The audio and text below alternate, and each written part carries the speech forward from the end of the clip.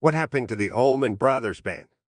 Dwayne Allman on guitar, Greg Allman on vocals and organ, Dickie Betts on guitar, Barry Oakley on bass, Butch Trucks, and Jay Moe on drums formed the Allman Brothers Band in March of 1969. They listened to a fair amount of rock and roll in addition to soul and R&B. The group was offered a deal by Liberty Records, but the label squandered the opportunity by publishing two albums that were overproduced and did not accurately reflect the Hourglass sound. Dwayne Allman started as a session guitarist at Fame Studios in Muscle Shoals, Alabama, where he played on records by King Curtis, Wilson Pickett, Aretha Franklin, and John Hammond. Allman quit doing sessions in 1969 and started a new band.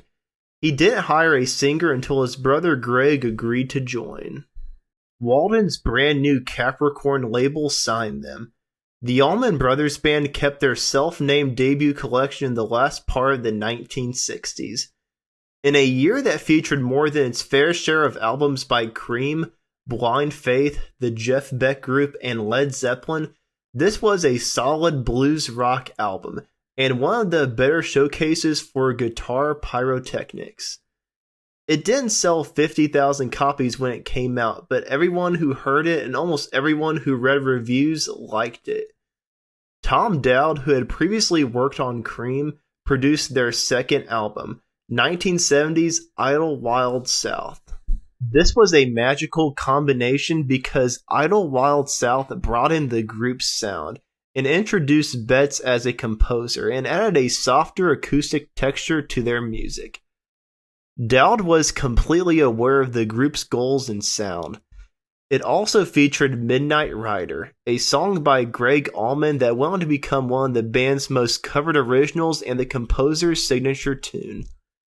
In 1971, Greg Allman's keyboards and the two guitarists of the Allman Brothers formed a legendary band that was renowned for their intricate yet coherent collaboration. At Fillmore East, the band's third album was the result of a string of performances at the Fillmore East in March 1971. In comparison to Cream's Wheels of Fire, the previous blues rock benchmark cut at the Fillmore, this double LP, released in July 1971, became an instant classic. 14 days later, Dwayne Allman was killed in a motorcycle accident. Dickie Betts was playing all of the remaining lead and slide guitar parts on the group's next album, Eat a Peach, which they completed as a 5-piece. Their second double album in succession became an instant classic and their first album to reach the top 10, peaking at number 5. After finishing Eat a Peach, the Allman Brothers Band decided to add Chuck Leavell as a second soloist. Lamar Williams was hired to play bass after Oakley died in a motorcycle accident in November 1972. The band's next album, Brothers and Sisters, was released on August 1st, 1973, and the new lineup continued the band's concert activities. Atco reissued the Allman Brothers Band and Idlewild South together as the double LP Beginnings, during the lengthy gap between Eat a Peach releases. With a sound that was less bluesy and more country-ish, Brothers and Sisters marked the beginning of a new era.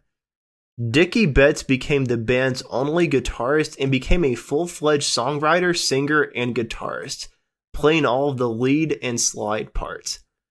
This changed the band's sound and made Dickie Betts more interested in country rock. Betts additionally turned into the hesitantly accepted head of the band during this period. Greg Allman and Dickie Betts began their solo careers in 1974, and Allman married Cher, leading to a Hollywood lifestyle that split the band. However, due to the pressure of touring and the need to make new music, alcohol and drugs became out of control. Betts' leadership of the band made a further strain on him.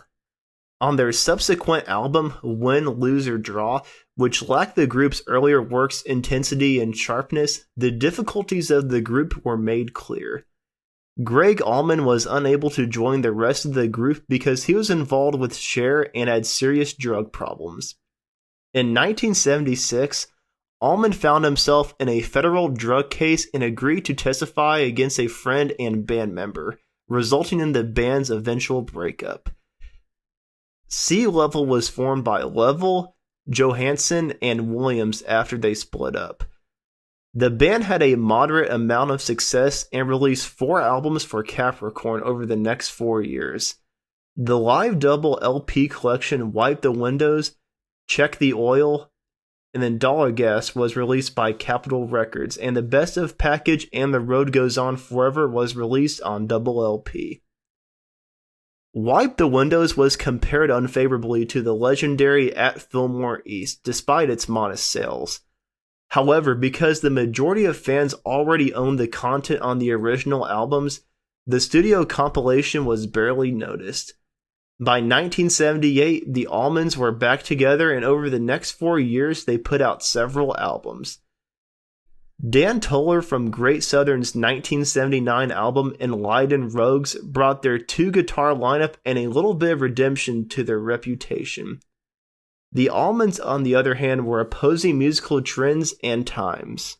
The Allman Brothers were in danger of becoming arena rock's third big oldies act, because power pop, disco, and punk had taken over the arena acts. Their business issues were wrecked because of the liquidation of Capricorn Records in late 1979. The Allman Brothers were released from their contract when Polygram Records, the company's largest creditor, took control of the label's library following the Capricorn collapse.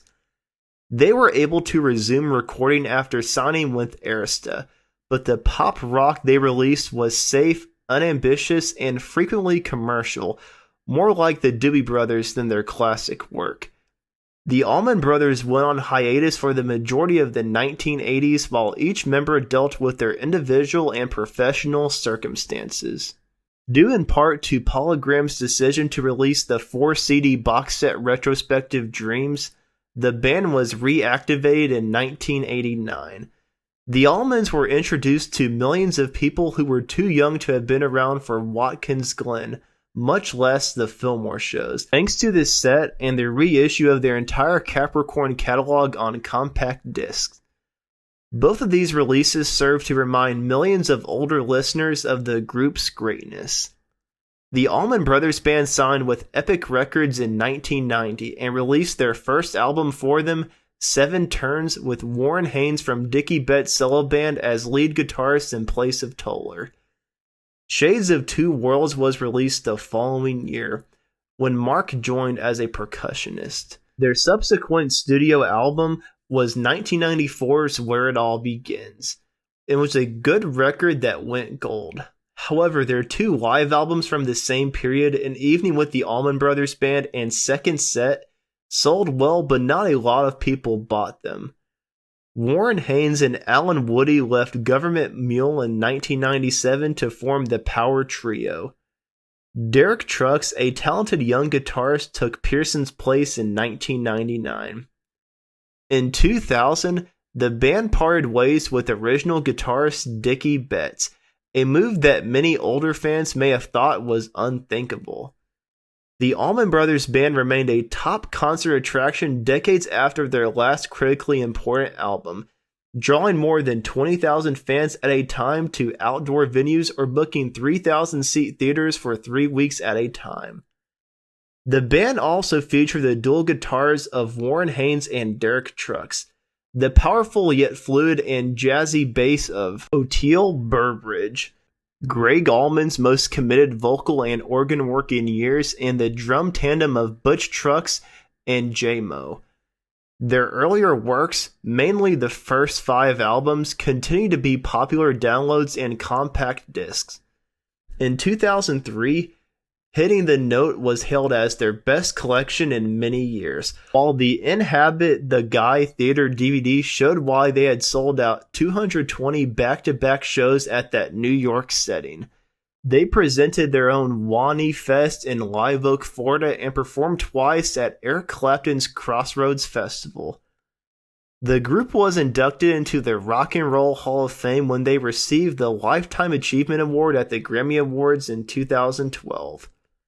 Derek Trucks and Haynes made a joint press release in 2014 announcing their departure from the band at the end of the year. On October 28, 2014, the band performed its final live show at the Beacon Theater. The Allman Brothers Band released Fillmore West 71, a 4-disc set culled from the original reel-to-reel soundboard tapes of 3 shows at the renowned San Francisco venue. Butch Trucks was one of the 4 remaining living founders of the band. The Allman Brothers Band released 2 previously unreleased archival recordings in October 2020. 7 songs from a performance on October 17, 1971, just 12 days before guitarist Duane Allman died, were included on the final note. Allman died at his home in Richmond Hill, Georgia on May 27, 2017 due to complications from liver cancer at the age of 69. Butch Trucks died on January 24, 2017 at the age of 69 by suicide with a self-inflicted gunshot wound to the head. And that's what happened to the Allman Brothers Band. Thanks for watching. Like and subscribe if you haven't already. Let me know who I should do next on this channel and give me some facts about the band that I failed to mention. Thanks again for watching. I will see you in the next video.